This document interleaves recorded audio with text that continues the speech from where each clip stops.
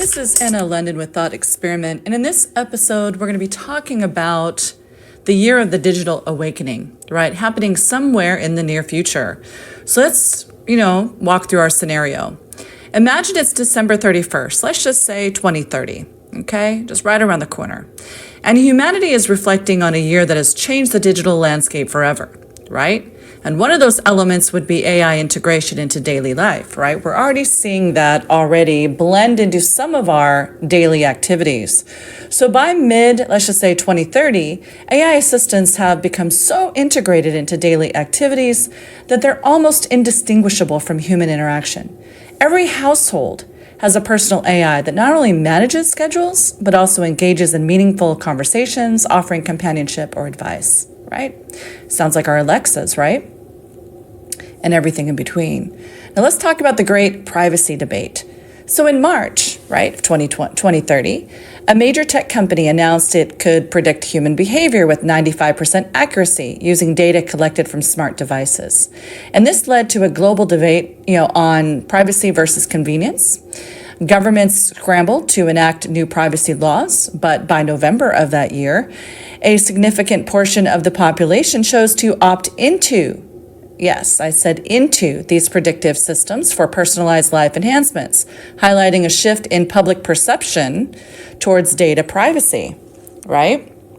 Which very well could be the future, the very near future. Okay, albeit this scenario is hypothetical. Again, this is right around the corner for all of us. Virtual reality overload. So let's talk about that too, because that's another element of this to consider. VR technology advanced so rapidly by that summer, VR fatigue basically became a recognized condition. And people found themselves spending more time in virtual worlds than in the physical one, leading to a cultural conversation about the balance between digital escapism and real-world engagement, right? Schools and workplaces adapted by integrating VR, but also enforcing digital detox days. Yes, I said that, digital detox days, which should be happening now, but they're not. They should be integrated, right, in our lives, especially for our kids. Let's talk about digital democracy and what that looks like, right? Or what that could look like. So an experiment in digital democracy took place in a small European country. Citizens voted on policies through a blockchain-based platform, ensuring transparency and direct influence over governance. And while not without its issues, this experiment showed promising results, sparking discussions on how democracy could evolve worldwide. So let's talk about the environmental AI leap. AI was used not just for efficiency, but for environmental good. A breakthrough in AI, of course, led the climate modeling, right? And it allowed for more accurate predictions of natural disasters, leading to better preparation and mitigation strategies. And let's talk about the prevention of things like HARP as well. So those where other government entities, whether foreign or domestic, are trying to inflict any type of modifications, if we're farmers, if we're homeowners, we should have the ability to fight back by have a defensive mechanism against those elements, right, as well. That's what I believe. And I believe we should have that ability, that data AI sovereignty as part of the AI governance and ethics, right? In order to, have that personal, domain space, that personal sovereignty in order to deflect, right, and protect our property from anything, any potential harm, foreign and domestic, especially when it comes to HARP or something else. Because that can not only take place by planned government stuff, but it could also, impact a foreign entity. For instance, in Alaska, we're so close to Russia. And even though we have HARP up here, it wouldn't be too far gone to conclude that maybe in the future, Russia or even China might try something since we're so close, right? Especially to the Russian border, at least, which is a scary thought. But we need to also have some defensive mechanisms in that regard as well when it comes to the environmental AI component. Because again, these breakthroughs do lead, climate modeling, accurate predictions for natural disasters. But again, it's not just about the preparation and mitigation. It's also about the protections to prevent these things from occurring anyways, right? So by the end of the year, and again, this is fictitious, but AI will have had contributed to reclaiming significant areas of land from desertification, right? Using predictive analytics to manage water resources better, and our farm, soil, all that, and also we should be able to navigate through which vegetables, right, are GMO'd, right, and what have you. So even though it says natural organic, we should have the ability to have an AI scanner on our phones or something to be able to, navigate through to see whether or not that is a natural or man-made, artificial or natural type of food, right? Same thing with our soil as well. So let's talk about some reflection questions. The first one, right, that we could ponder is, so how has the integration of AI in personal lives altered human relationships and societal structures? So let's talk about how they have factored in up to this point, and then how the future, right, will play in the role, of course, that AI will have in all of our lives, right? Both in the corporate world and our personal lives, right, military and the like.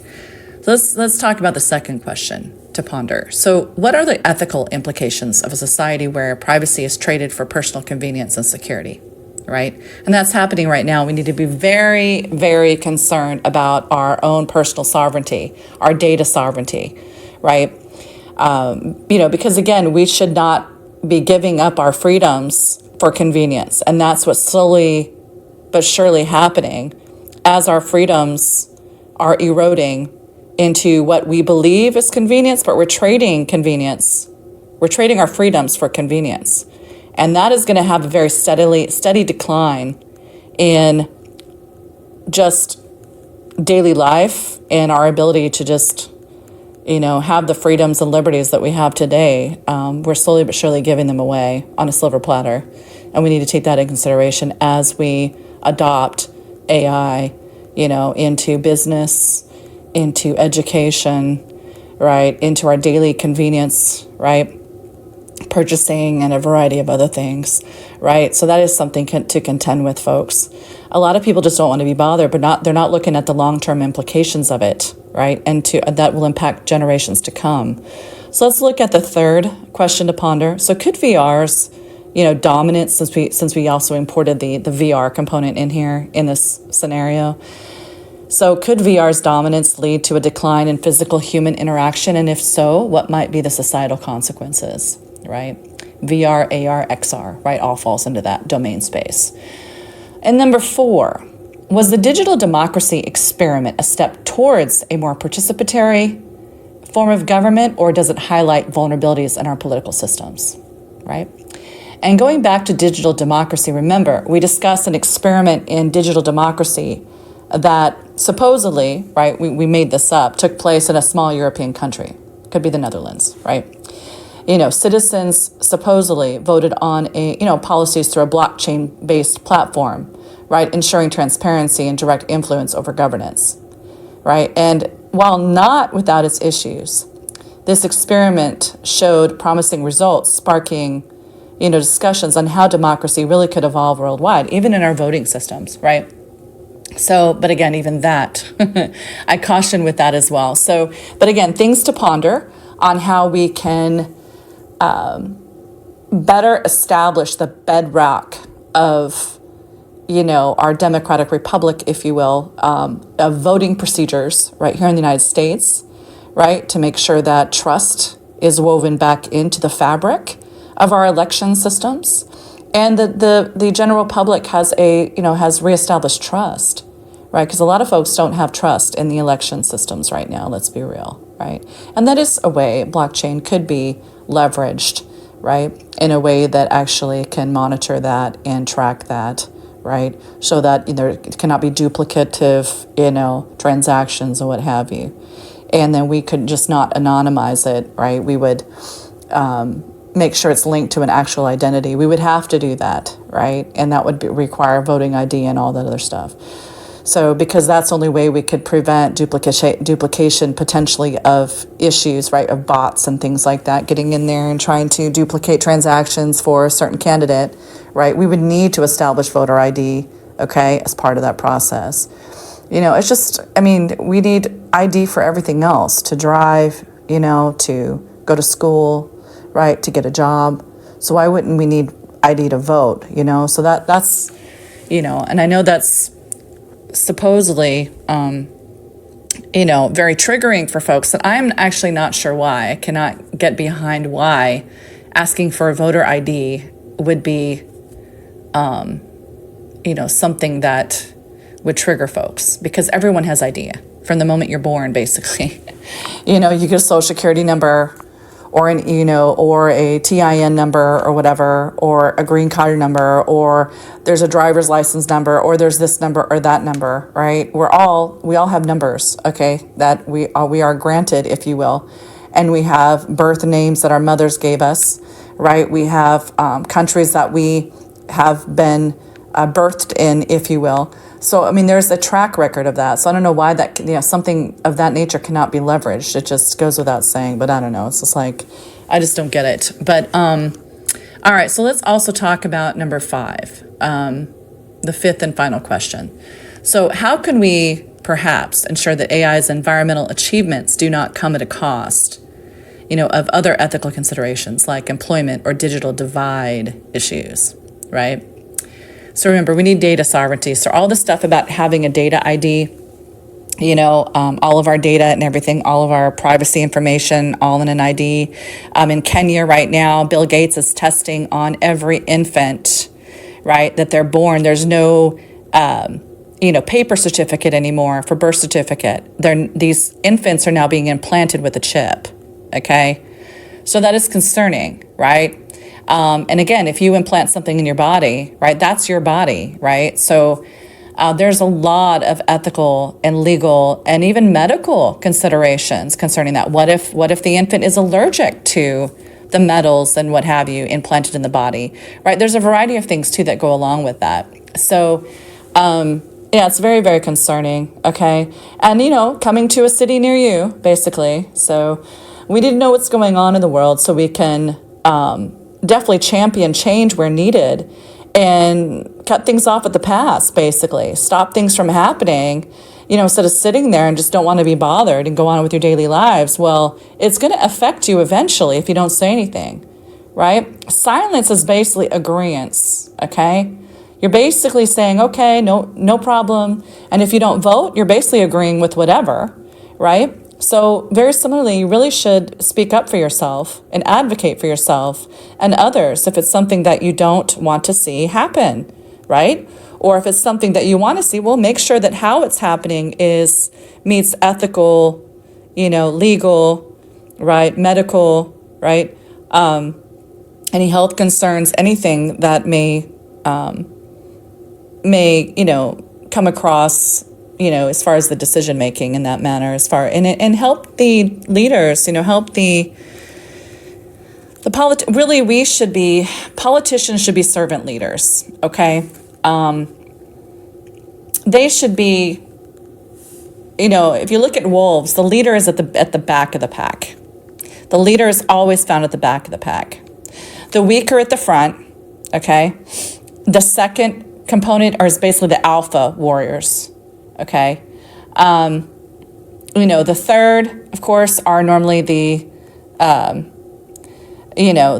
women and children, basically. The fourth is a second, basically the Bravo pack, right? They're similar to an alpha pack. They're the backup to the alpha pack, right? The warriors. And then right behind that, normally in a wolf pack, is the leader, okay? So it's for the people, by the people, okay? We do not serve the politicians. The politicians are supposed to serve us, okay? So, as we look back on any year, and as we consider how any developments will set the stage for the future, okay? We really need to be working with our politicians to make sure they're making informed decisions based upon risk and cost, not only to the now, but also the future of society and future generations to come, right? In this thought experiment, this prophetic year, if you will, the 2030 year, that I kind of made up a bit, but it's pretty close, right? So this year has shown both the potential and the pitfalls of a world increasingly driven by technology. right? I love tech, but there's good and bad. And again, it just depends on how it's being used. Technology is a tool. AI is also a tool. Just depends on who's using it and for what purpose, right?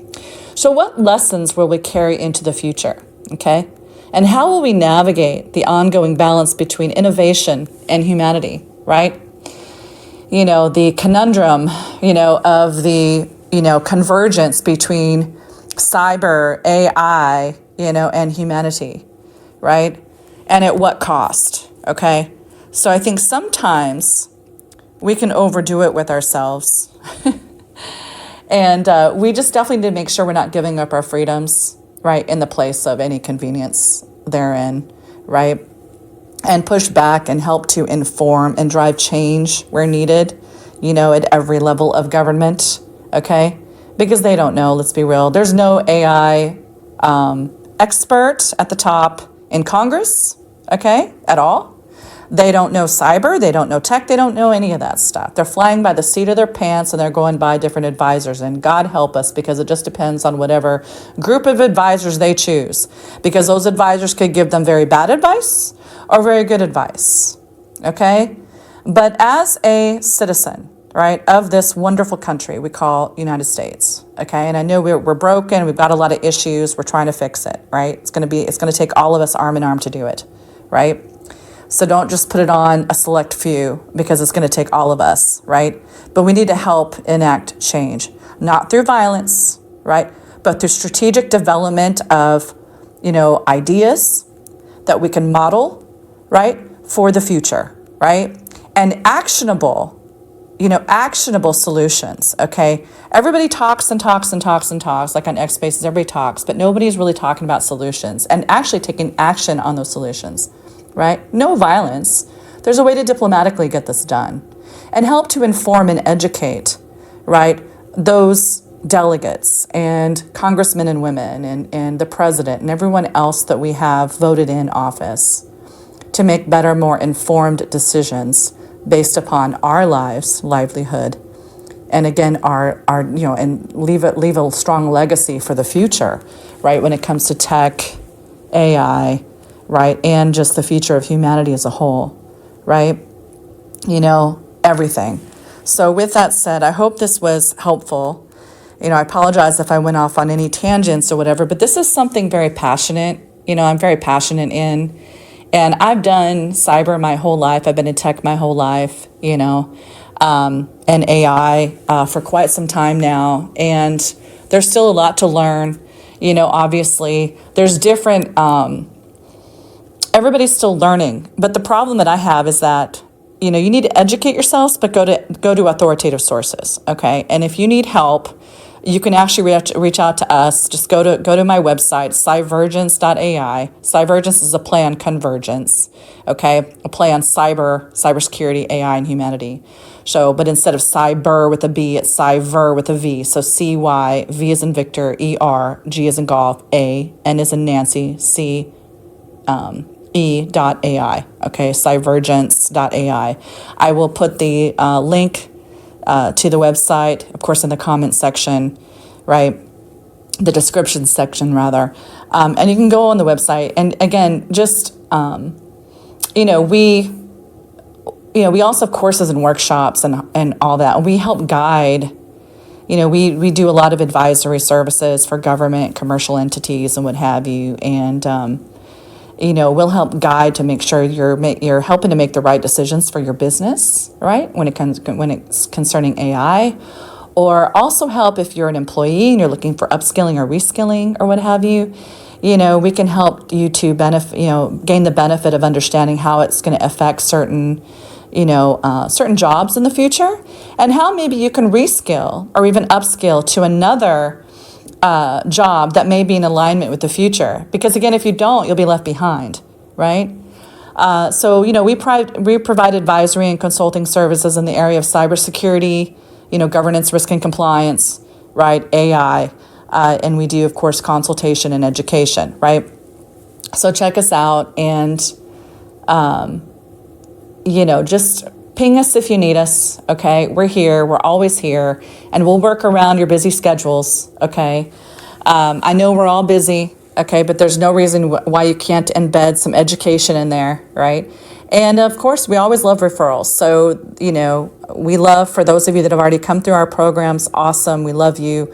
We'll be hosting some career AMAs again here shortly, especially coming in the new year. And we look forward to the future, of technology in the area of, AI governance and of course ethics. And of course, if you're building out there, if you're innovating, if you're a developer, build secure. Okay, build secure, maintain secure. Okay, it's not enough just to throw code out there. Run it through static and dynamic code analysis tools. Go to OWASP, OWASP as in papa.org, and there's all kinds of tools there, checklists, and access to different types of tools that you can leverage to run your code through to make sure it's robust, right? So it's less buggy, right, for the user experience, and it's secure, right? So definitely want to make sure you're building secure, maintaining secure, right? And then, of course, for the leaders of the company, right, you need to maintain compliance, governance, risk, and compliance, and that's our sweet spot. So definitely hit us up. We'll be more than happy to help you and your teams out. And tailor solutions, of course, to meet your needs, because every business is different. The line of business, technology is different. Even the people are different. And of course, the rules and laws and regulations, of course, are going to be different depending upon what you're doing, what you're using, right? If you're a car manufacturer, or if you're a tech company, or if you're a finance company, which is hugely regulated, right? And of course, depending upon where you live geographically, every state, United States, the country, across the pond, of course, other countries, there's also other laws to take in consideration. You have the GDPR, you have a variety of things, PCI DSS, if you're dealing with credit cards, transactions, right? All these things. And so a lot of folks don't really take that in consideration, when they're building things out, or even when they're building processes, right? So we can help you with that too. We can help you we do process re-engineering, really. So we'll take what you have and help you establish more robust processes and systems, right? That help to maintain more efficiency, but then also lower cost, right? Lower cost to you, your operations teams, and of course, establish stronger growth, right, forecast for you. And great outcomes. So, and we have a strong past performance. You can look on our website, go to the our portfolio area under the About Us section, and you'll see just some of the highlights of the many companies that we've helped, right, and some of those use cases and the positive outcomes we were able to, accomplish, arm in arm with these companies, because it's a team effort, right? It's definitely a team effort. All right, so with that said, I hope this was helpful. I really enjoy what I do. I love my team. And we're just here to help, right? I mean, that's what we do. That's what I like about cyber and tech and IT, right? We're always helping each other, which is awesome. And I love innovation, and we don't want to stifle innovation. But again, build secure, maintain secure, okay? With that said, this is Anna London with Thought Experiment signing out.